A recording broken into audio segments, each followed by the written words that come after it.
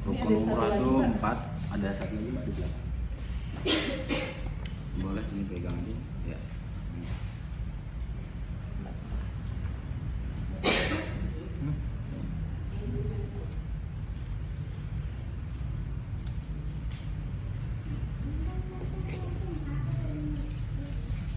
Rukun umrah 4 karena ini dari Jakarta langsung Jeddah, jadi mikotnya diambil di atas pesawat. Jadi memakai rukun umrah 4, yang pertama ihram. Ihram itu ya niat umrah, labbaik Allahumma umratan itu ada. Kemudian pakai kain ihram itu di atas pesawat. Kalau enak sih jadi ketika naik pesawat, kalau yang laki-laki kan harus memakai kain ihram, jadi nggak perlu double banyak. Jadi nanti di atas pesawat kan ada kamar mandi, tinggal ganti aja. Itu nggak boleh pakai kain apapun, hanya 2 kain ihram aja. Itu labbaik Allahumma umratan, semua larangan-larangan ihram sudah berlaku. Itu mikotnya di atas pesawat itu ya lam-lam itu sekitar 1 jam atau setengah jam sebelum landing. Biasanya 1 jam udah ada pengumumannya. Ya nanti ada pengumumannya, udah di mikot gitu, nanti diarahkan untuk membaca niat juga. Labbaik Allahumma umratan itu. Setelah itu sampai bandara, semua larangan berlaku, nggak boleh. Nanti larangan juga ada di belakang, ada juga nanti. Itu nggak boleh potong kuku, tidak boleh memakai, itu nanti rinciannya ada larangan-larangannya. Kemudian setelah sampai Jeddah, masuk ke hotel, setelah sarapan kan sesuai arahan ini, nanti di lapangannya menyesuaikan. Di situ tawaf, nanti ada ini yang intinya aja tawaf. Tapi sebelum tawaf juga nanti ada doa masuk masjid, doa melihat Ka'bah itu ada, nanti dibimbing juga. Tawaf 7 putaran, mulainya dari Hajar Aswad. Bacaannya dari Hajar Aswad itu Bismillah Allahu Akbar, dari Hajar Aswad mulainya. Kadang masuk tempat tawaf itu enggak dari Hajar Aswad, biasanya dari antara Rukun Yaman dan Hajar Aswad. Jadi masuk mulainya hitungan tawaf itu dari Hajar Aswad, angkat tangan sambil membaca Bismillah Allahu Akbar, 7 putaran. Yang putaran 1 sampai 3 jika memungkinkan itu ngincik lari-lari kecil kalau memungkinkan. Kalau nggak begitu rame, kalau rame daripada membahayakan diri sendiri dan orang lain, ya jalan biasa nggak masalah, nggak dosa juga karena itu sunnah aja. Itu bacaannya dari Hajar Aswad sampai Rukun Yaman itu Subhanallah walhamdulillah wala ilaha illallah wallahu akbar wala haula wala quwata illa billah. Itu nanti ada di belakangnya juga ada. Kemudian dari Rukun Yaman sampai Hajar Aswad itu ada doanya. Kalau pendeknya sih doa sabu jagat Rabbana atina fid dunya hasanah wa fil akhirati hasanah wa qina adzabannar. Kalau ditambahin juga boleh, awalnya Allahumma inni as'alukal afwa wal afiyata fid dunya wal akhirah Rabbana atina fid dunya hasanah wa fil akhirati hasanah wa qina adzabannar. Kemudian setelah 7 putaran berakhirnya di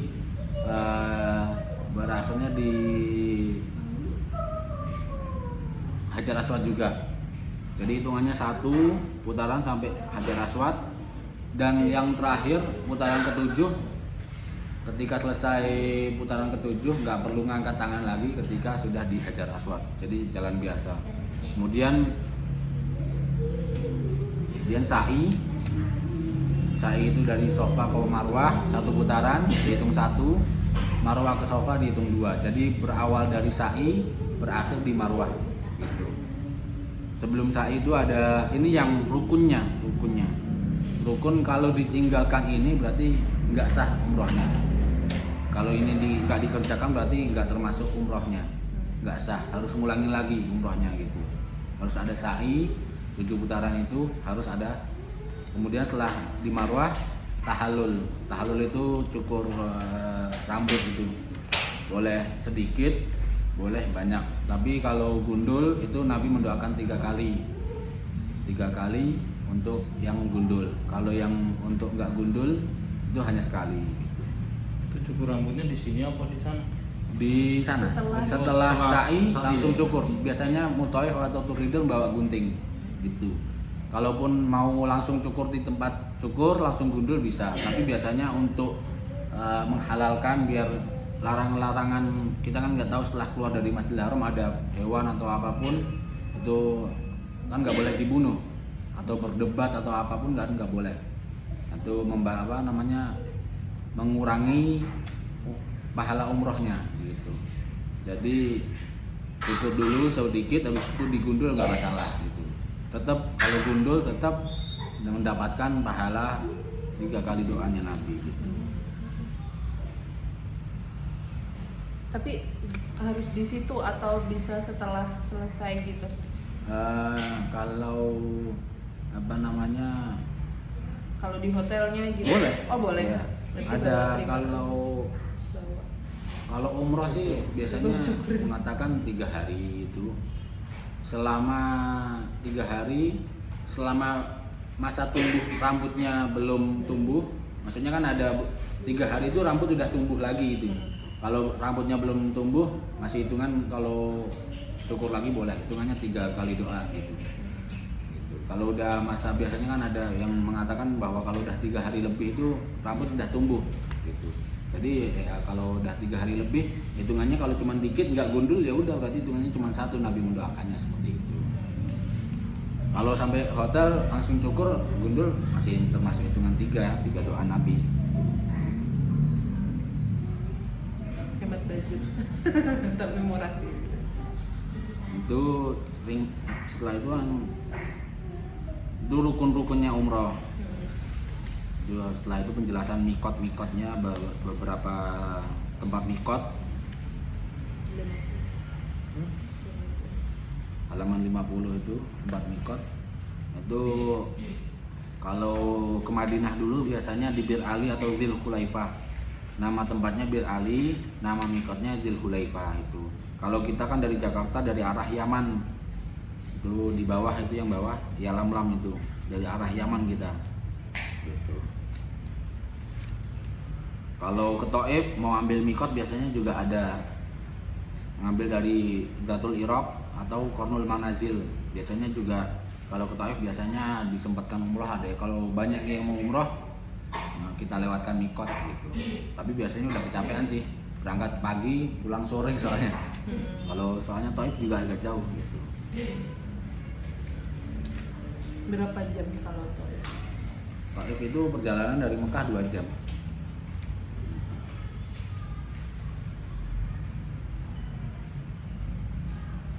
Ini penjelasannya tentang umroh di halaman 60. Halaman 60 itu pakaian ihram. Sebelum memakai kain ihram sunnahnya ya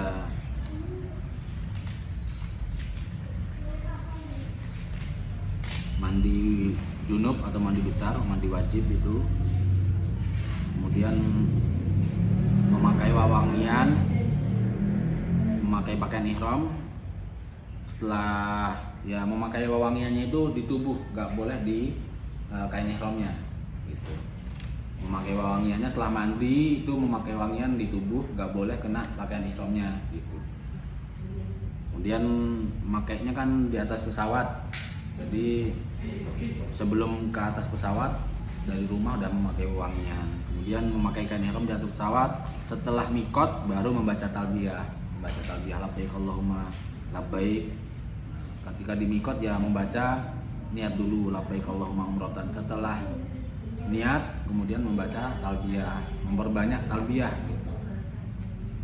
Nah, ada yang mengatakan juga beberapa sahabat setelah pentaskan kemarin juga bahwa sholat sunnah 2 rakaat itu boleh dilakukan, nggak dilakukan juga nggak apa-apa gitu. Jadi di atas pesawat kalau tidak memungkinkan untuk sholat 2 rakaat umroh nggak dikerjakan nggak apa-apa gitu. Seperti itu. Jadi yang penting niatnya, yang penting membaca niatnya. Kalau tidak memungkinkan untuk sholat sunnah 2 rakaat nggak apa-apa gitu. Yang penting niatnya. Kemudian setelah membaca niat tidak melakukan larangan ihram, tidak boleh melakukan larangan-larangan ihram. Larangan-larangan ihram itu di sini kemudian melakukan hubungan intim antara suami dan istri gitu. Kemudian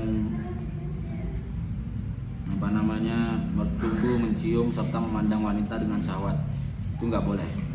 Itu termasuk rofas. Segala sesuatu baik ucapan atau pikiran yang mengarah ke syahwat, ke nafsu, itu nggak boleh. Dijauhkan, menjauhkannya ya berusaha menjauhinya ketika sudah memakai ihram, sudah melafalkan niat. Ini berlaku ketika sudah membaca niat. Kalau belum membaca niat, sudah memakai ihram, belum membaca niat, gak masalah, gak apa-apa. Itu. Mencukur rambut kepala, itu mencukur rambut kepala dan rambut semuanya ya, itu nggak boleh kalau sudah mengucapkan niat. Kemudian memotong kuku itu nggak boleh juga. Menikah maupun melakukan akad nikah, menikahkan orang lain atau melamar orang itu nggak boleh juga dalam keadaan telah membaca niat. Membunuh binatang buruan itu nggak boleh juga. Memakai minyak wangi di badan dan mengenakan pakaian yang berjahit sehingga membentuk tubuh seperti memakai kemeja, celana atau gamis. Kalau laki-laki nggak boleh, itu udah nggak boleh, hanya 2 kain ihram aja. Menutup bagian kepala dengan memakai sesuatu yang langsung menempel padanya seperti peci, topi, sorban, itu nggak boleh. Tapi kalau pakai payung, kalau panas itu kan nggak langsung menempel ke kepala, itu nggak apa-apa. Khusus bagi wanita dilarang memakai niqab, yang cadar, ya itu, dan sarung tangan. Jadi wanita itu ketika umroh tidak boleh yang menutupi muka dan menutupi tangan, telapak tangan itu nggak boleh.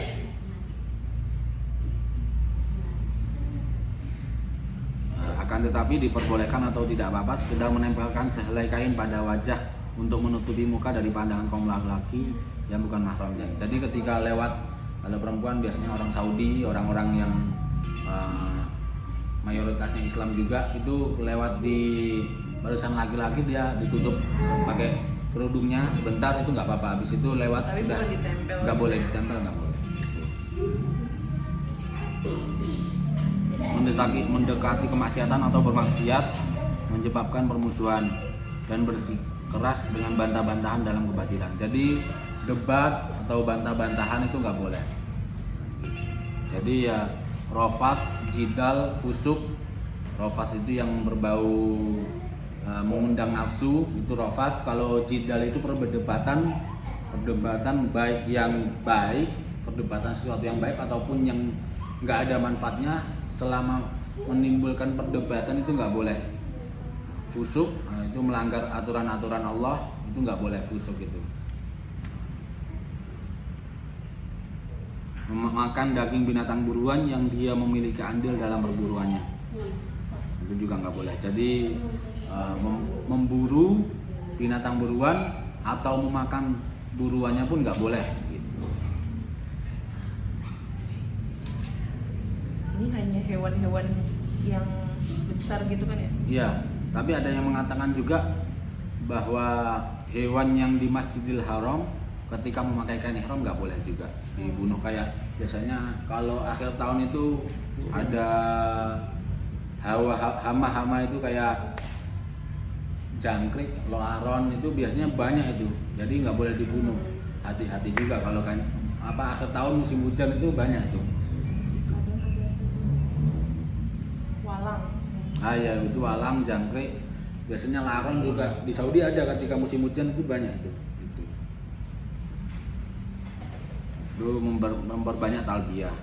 Tidak ada sholat sunnah ihram. Jadi ada yang mengatakan sholat sunnah ihram juga ada yang mengatakan, tapi mayoritas mengatakan tidak ada. Itu sholat sunnah tahiyatul masjid. Kalau dari Madinah itu Nabi kan hadisnya, Nabi dari Madinah umrah mampir ke Bir Ali, ke Masjidil Khulaifah itu Nabi membaca niat dan sholat 2 rakaat. Itu mengatakan bahwa itu sholat sunnah tahiyatul masjid Nabi, bukan sholat sunnah ihram atau sholat sunnah umroh gitu. Jadi ketika di atas pesawat tidak memungkinkan untuk sholat, ya nggak apa-apa, nggak sholat sunnah 2 rakaat. Gitu. Memperbanyak talbiyah setelah mengucapkan ihram, mengucapkan niat umroh, memperbanyak talbiyah. Labbaik Allahumma labbaik, labbaik la syarika lak labbaik, innal hamda wan ni'mata laka wal mulk la syarika lak. Itu. Ini beberapa macam talbiyah yang lain yang pernah diucapkan juga, tapi yang sering diucapkan memakai yang itu karena ya ini yang paling panjang dan paling banyak menyanjung Allah gitu, memuji Allah. Nomor 9, mengangkat suara saat bertalbiyah. Tapi kalau di atas pesawat yang penting mulutnya gerak gitu, nggak apa-apa, jangan dalam hati, tapi mulutnya gerak membaca talbiyah walaupun nggak keras, itu juga termasuk membaca talbiyah, mengeraskan suara. Tapi kalau sudah dari hotel menuju Masjidil Haram, menuju Ka'bah, itu supaya dikeraskan. Kalau di atas pesawat kan mungkin ada yang tidak umroh, ya keberisikan gitu. Yang penting gerak aja. Jadi nggak kenceng-kenceng. Nggak kenceng. Boleh menyelingi bacaan talbiyah. Jadi kalau sudah capek ya memperbanyak bacaan memuji Allah lah, Allahu Akbar, Subhanallah, Alhamdulillah gitu. Kalau sudah capek membaca talbiyah, ya memperbanyak zikir sama Allah, intinya itu. Kalau sudah memakai kain ihram, membaca niat itu. Jadi istirahat setibanya di Mekah. Sebelum umroh biasanya kita istirahat dulu. Kalau dari Madinah pun istirahat sebentar, makan dulu, habis itu baru umroh. Gitu. Setelah sampai di Mekah, memasuki Masjidil Haram.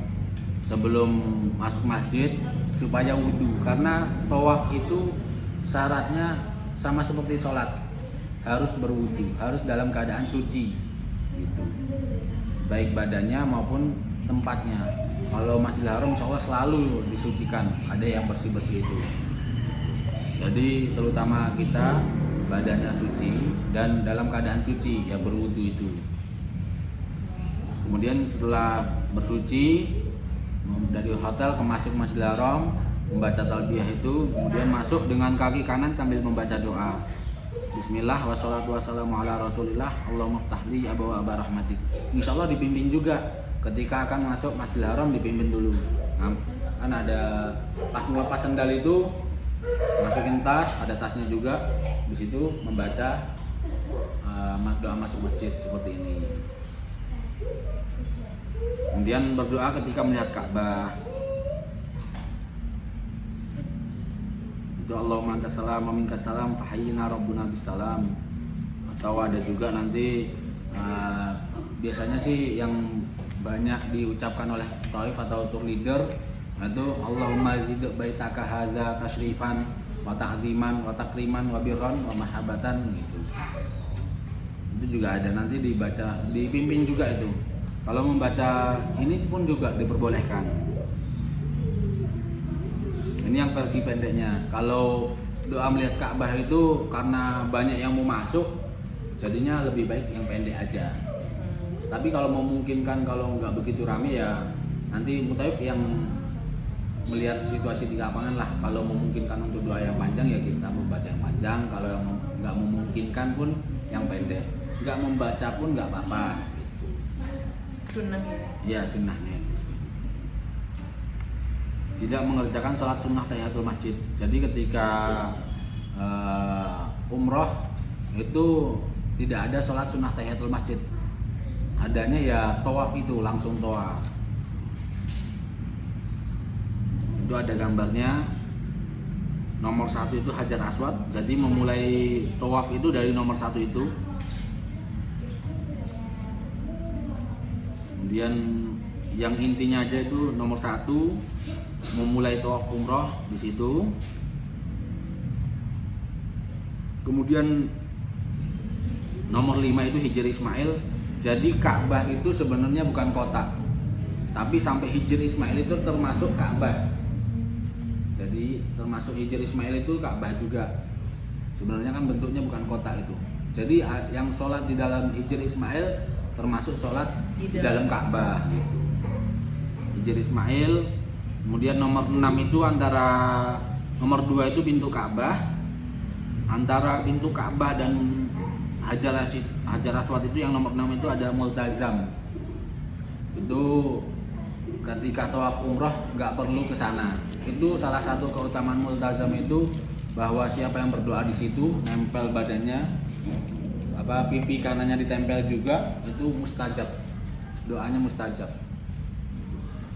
Itu kalau ketika umroh, ketika tawaf umroh jangan diusahakan jangan ke sana karena tidak memungkinkan juga, pasti hilang dari rombongan gitu.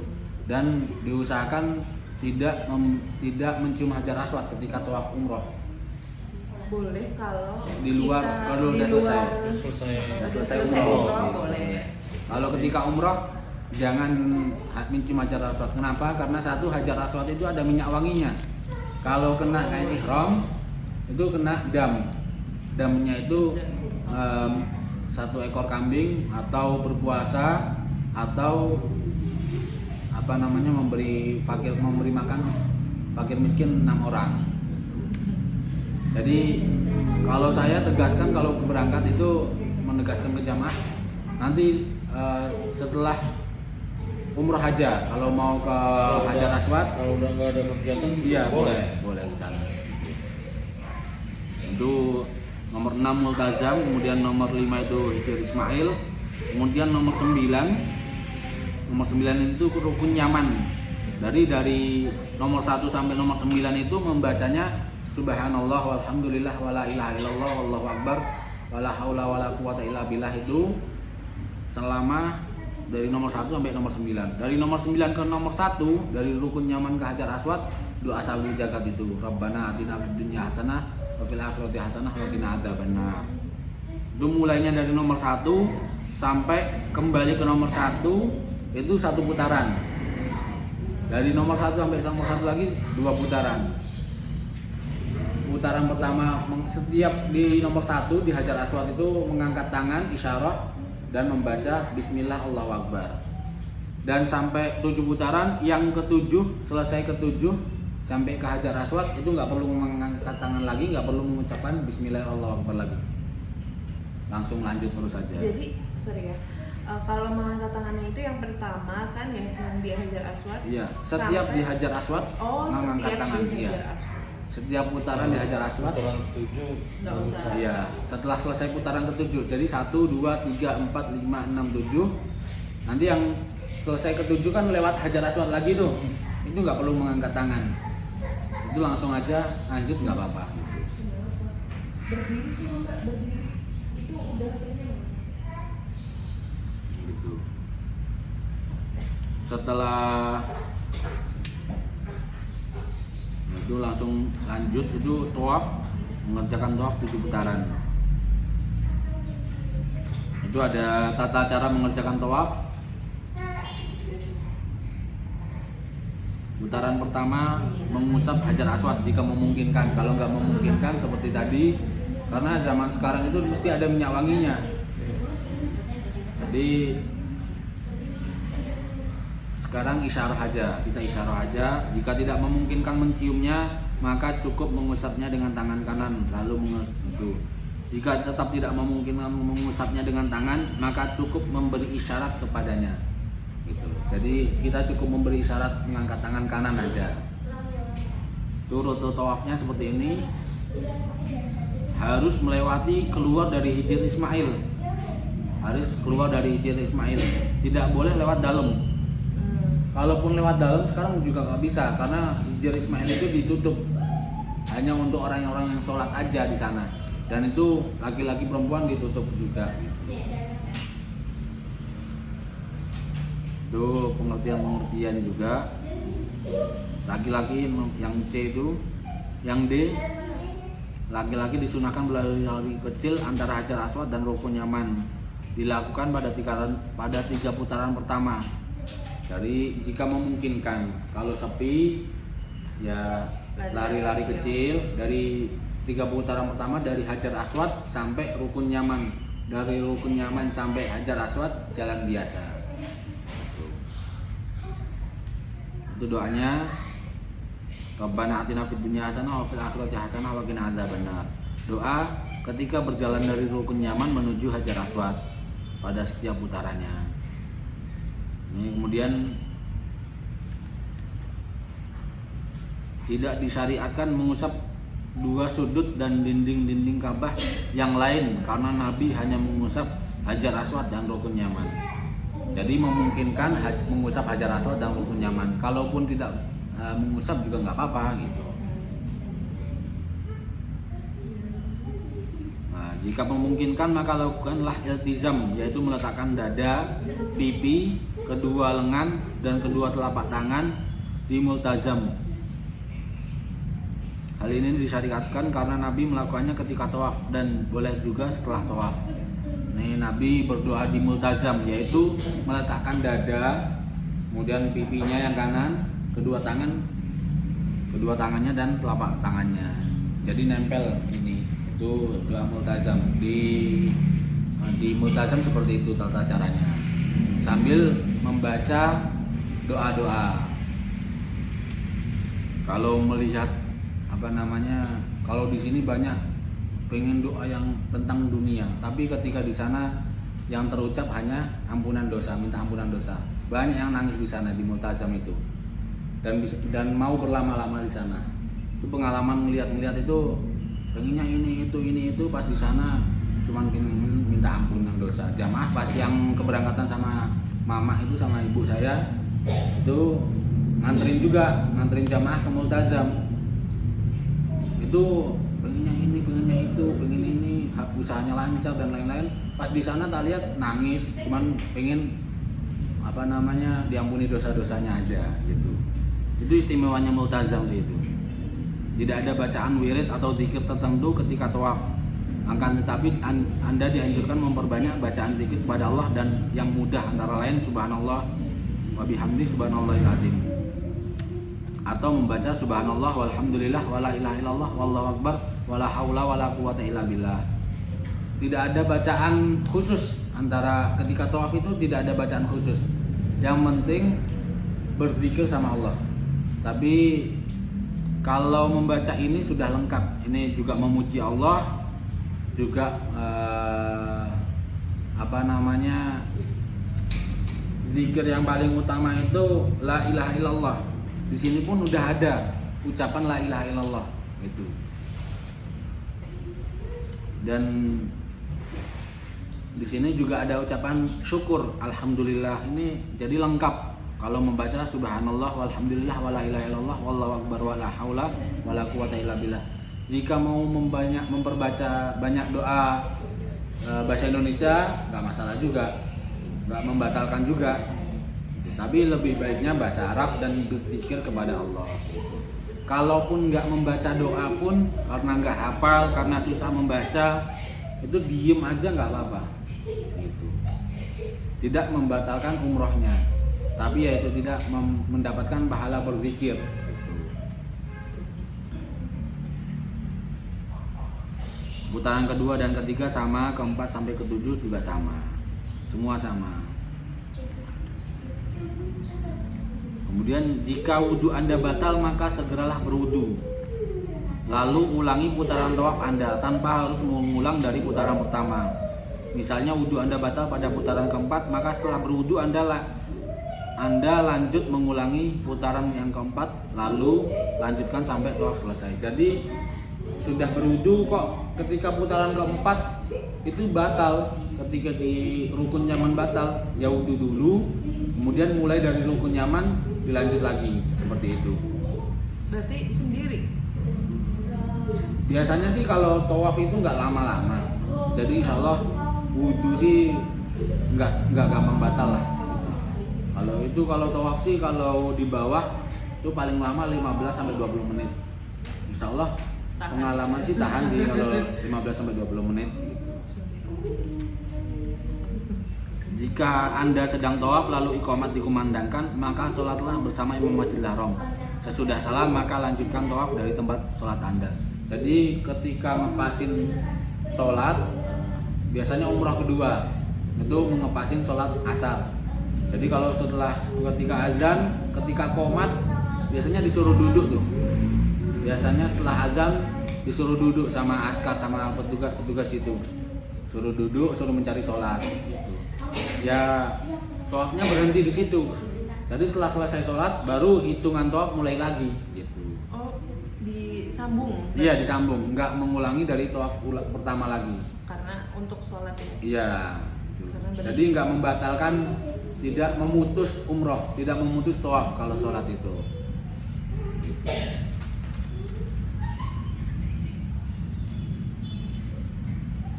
Jika Anda ragu terhadap jumlah putaran tawaf yang telah dikerjakan, apakah 3 putaran atau 4, maka ambillah bilangan yang terkecil yaitu 3, lalu lanjutkan tawaf hingga selesai. Jadi lupa nih, ini udah putaran keempat atau ketiga ya, atau misalnya 5 atau 6 ya, ambil yang kecil. Jadi hitungannya dari 5 lagi.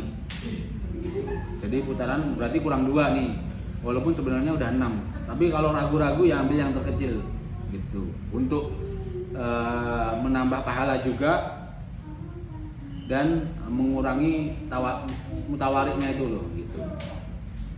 Tapi insya Allah kalau dibimbing sih kita biasanya mutaif itu udah menghitung sih. Biasanya mutaif udah dia ada gelang, jadi setelah putaran dipindah ke sini, putaran pertama sampai gitu. Biasanya ini berlaku untuk ketika tawaf sunnah gitu. Tawaf sunnah biasanya agak lupa, jadi harus 7 putaran, selesai 7 putaran lagi gitu. Itu apa karet? Karet. Biasanya di sini ada karet. Jadi Boleh. dipindah boleh. Kalau karet boleh. Ketika tawaf mulai dari, kalau laki-laki ketika mulai tawaf dari putaran pertama itu sudah pundaknya sudah kelihatan, namanya itibah. Jadi pundak kanannya itu harus terlihat, nggak ditutupi. Gitu. Contohnya ada di gambarnya, ada di halaman 71 itu. Itu dibarengin cowok cewek. Kalau ketika umrah bareng itu cowok cewek jadi satu. Tapi biasanya Kalau kita bersentuhan gitu nggak membatalkan wudhu? enggak, karena tidak, kalau madhabnya kan kalau kita ngambil madhab Hambali. Jadi kalau Syafi'i memang membatalkan. Kalau madhab Hambali selama tidak ada syahwat ketika bersentuhan suami istri ataupun laki-laki perempuan, tidak membatalkan gitu. Karena ya Karena urgent ya di sana. iya, karena tidak memungkinkan kalau tidak menyentuh laki-laki perempuan di sana gitu. Kecuali kalau ada syahwat di situ membatalkan wudu. Ya. Halaman 71 itu kalau ketika mulai tawaf itu dibuka seperti ini. Di halaman 71 seperti ini. Selesai tawaf putaran ke-7 baru ditutup. Jadi dibukanya itu hanya ketika tawaf aja. Kalau setelah selesai tawaf ditutup. Itu pun tawaf umroh. Kalau tawaf sunnah cuman mengelilingi Ka'bah setelah selesai umroh nggak masalah, nggak ditutup juga nggak masalah. Pakai kain biasa pun nggak masalah. Tapi sekarang kebijakan Saudi itu kalau nggak memakai kain ihram nggak boleh di pelataran Ka'bah, nggak boleh di lantai 1. Kalau perempuan pakaian bebas nggak masalah, tapi kalau laki-laki harus memakai kain ihram. Pakai celana pun di dalamnya nggak apa-apa, tapi jangan pakai kaos karena kelihatan. Karena nggak boleh kalau pakai kaos ditutupin kain ihram. Maaf ya, berarti kalau tawaf itu, kalau mau tawaf biasa, itu berarti boleh pakai celana gitu ya? Boleh pakai celana pendek ya, nggak boleh, jangan pakai celana panjang, nggak boleh masuk, tetap celana pendek dipasang kain ihram, tapi ditutup juga nggak masalah. Gitu, pakai kain ihram yang penting itu. Kecuali pas umrohnya ya. Umrohnya harus di pundaknya harus dibuka gitu Dan ketika nggak tawaf. boleh pakai celana. Celana gitu. Kemudian menutup kedua pundak setelah selesai tawaf. Mengerjakan sholat sunnah ba'da tawaf. Ini dikerjakan di belakang makam Ibrahim. Setelah selesai tawaf, putaran ke-7 selesainya di Hajar Aswad. Kemudian ke belakang makam Ibrahim. Makam Ibrahim itu ada, kalau di halaman ini yang tadi halaman 70 itu makam Ibrahim nomor 7 itu. Nomor 7 makam Ibrahim. Itu ada gambarnya di halaman 70. Itu sejajar pintu Ka'bah. kelihatan sih, nggak kelihatan Kelihatan ya? kan. Itu belakang makam Ibrahim. Kecil kayak Iya. ya nggak kecil sih, gede sebenarnya. Iya, sebenarnya gede. Di belakang makam Ibrahim. Itu sebelum sholat membaca wattakhidhu min maqami Ibrahim musholla. Adapun nggak membaca pun nggak apa-apa. Sebelum sholat menuju makam Ibrahim itu sambil membaca wattakhidhu min maqami Ibrahim musholla. Seperti itu. Kemudian mengerjakan sholat sunnah ba'da tawaf, yaitu sholat sunnah 2 rakaat di belakang makam Ibrahim.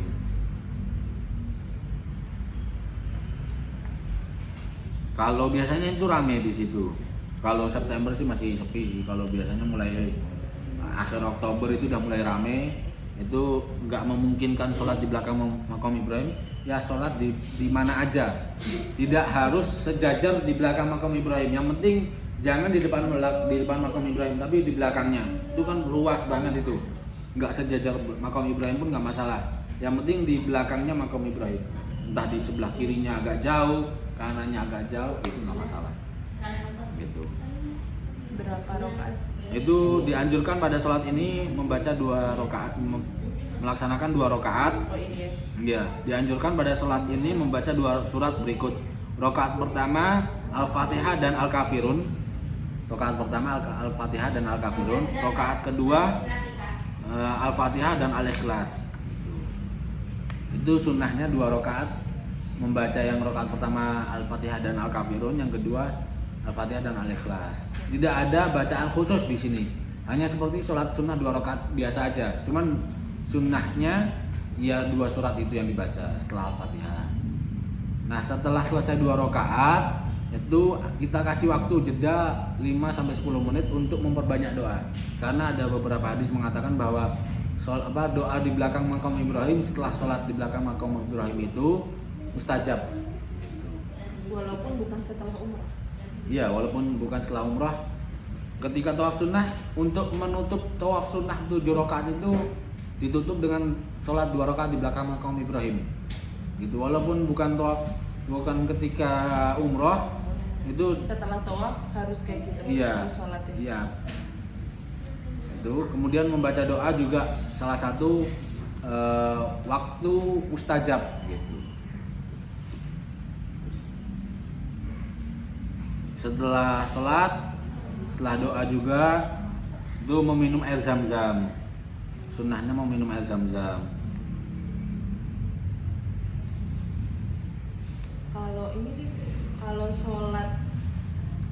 sholat aja terus doa, sholat di belakang makam Ibrahim aja terus doa gitu, Nggak apa-apa, nggak harus tawaf, nggak apa-apa. tapi dia mustajab juga atau Kalau tempatnya sih nggak mustajab, tapi kalau doanya, kalau yang mengatakan 2 rakaat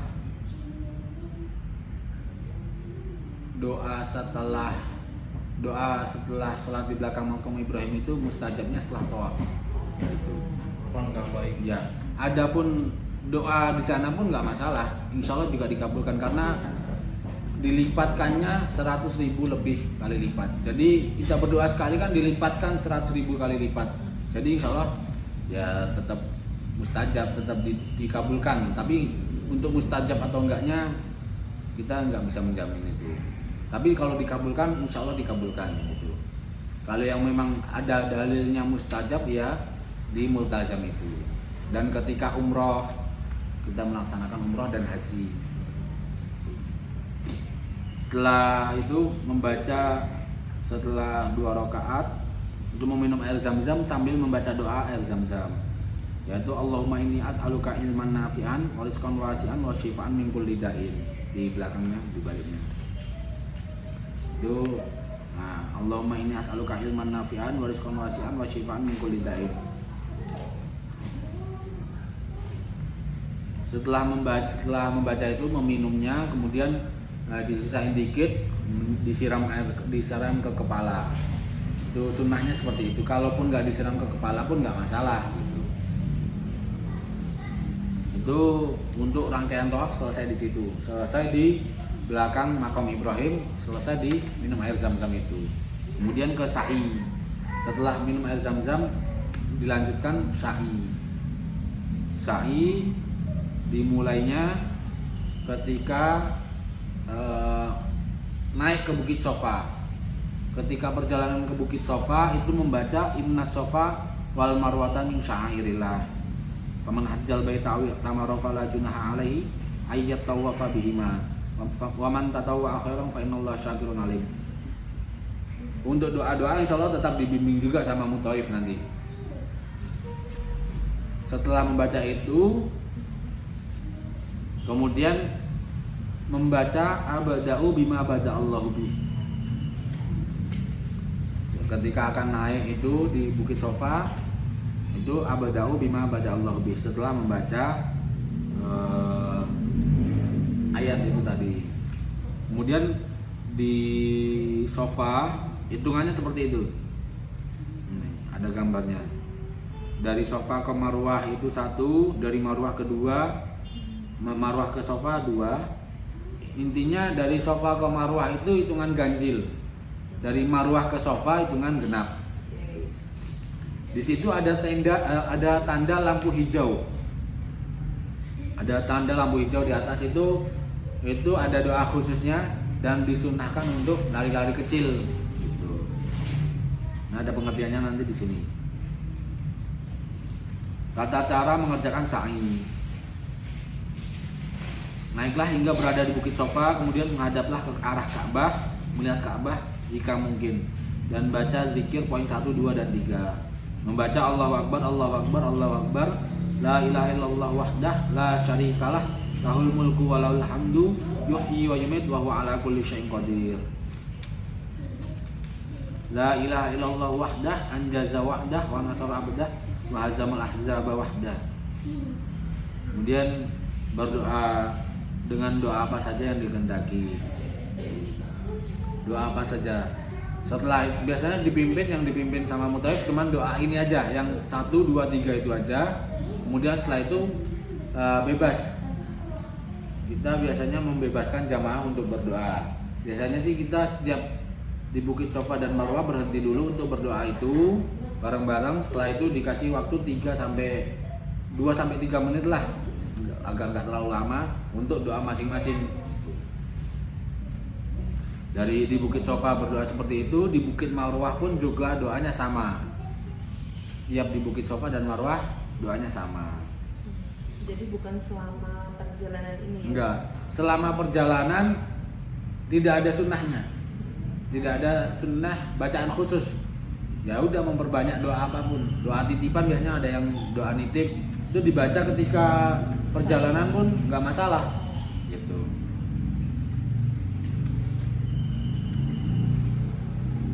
Itu sampai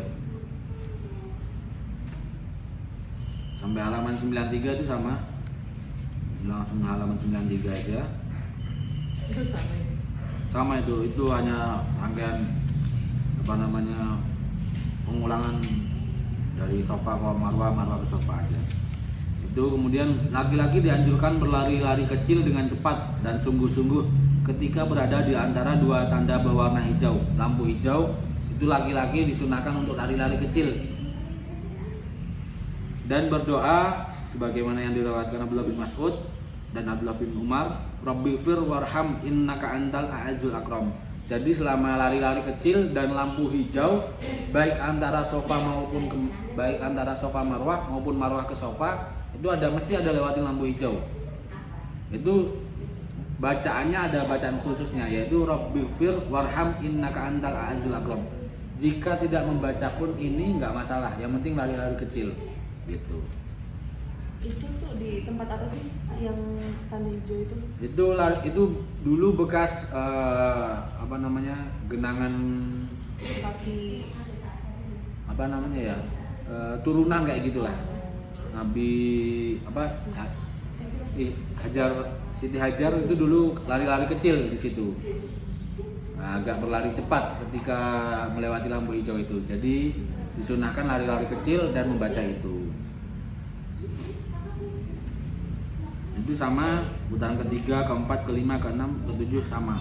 Ketika di lampu hijau itu harus disunahkan membaca Rabbighfir warham innaka antal azizul akram itu, dan disunahkan lari-lari kecil itu.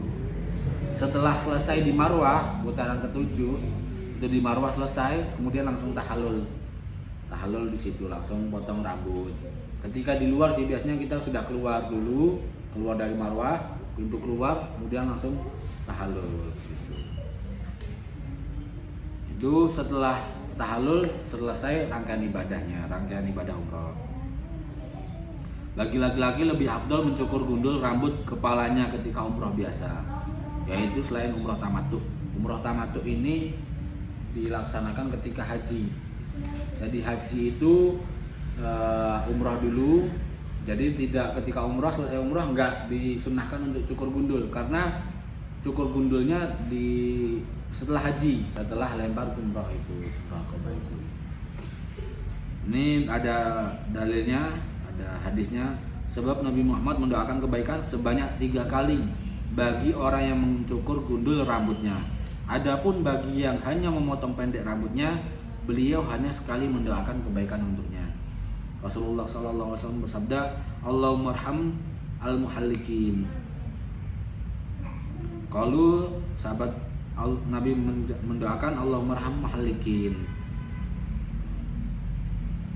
Nabi mendoakan untuk yang cukur gundul.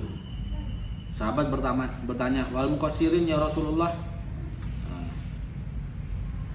Kemudian sahabat bertanya, bagaimana orang yang mencukur pendek? Nabi menjawab dengan mendoakan lagi, Allahummarham muhallikin. Nah, sahabat bertanya lagi, bagaimana yang cukur pendek? Kemudian Nabi mendoakan yang ketiganya untuk yang mencukur pendek. Jadi Nabi mendoakan muhallikin untuk yang cukur gundul 2 kali. Termasuk yang cukur pendek itu juga Nabi mendoakannya, tapi hanya sekali gitu.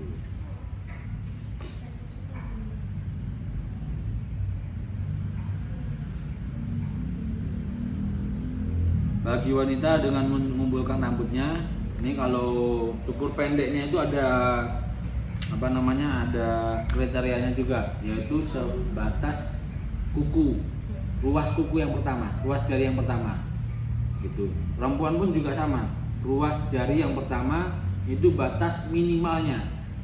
Batas minimal dikatakan tahallul itu ya ruas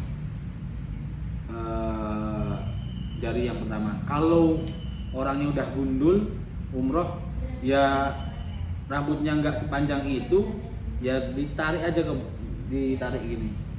Jadi yang kecukur kan otomatis kan lebih dari 1 ruas. Jadi gini, gitu. Seperti itu kalau sudah. Tapi dia kayak gitu terus. Iya, itu nggak apa-apa. Nanti dipotongnya agak di sini. Kalau ini mendingan cukur gundul. Kalau kalau biasanya sih umroh pertama sih cukur gundul sih orang-orang gitu. Seneng cukur gundul. Enteng. Nah, ini pertanyaan apa? Adakah tawaf wada pada umroh biasa? Nah, ini ada jawabannya, tidak ada tawaf wada pada ibadah umroh biasa. Jadi adanya tawaf sunnah biasa.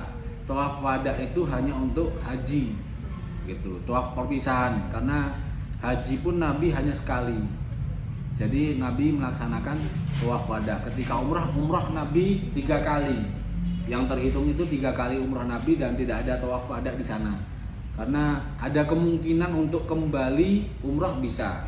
Tapi kalau haji itu hanya momennya hanya 1 tahun sekali. Dan tidak ada jaminan bahwa tahun depannya bisa hidup lagi dan bisa berangkat lagi. Tapi kalau umrah bisa dilaksanakan kapanpun. Hari ini umrah, besok umrah lagi pun bisa.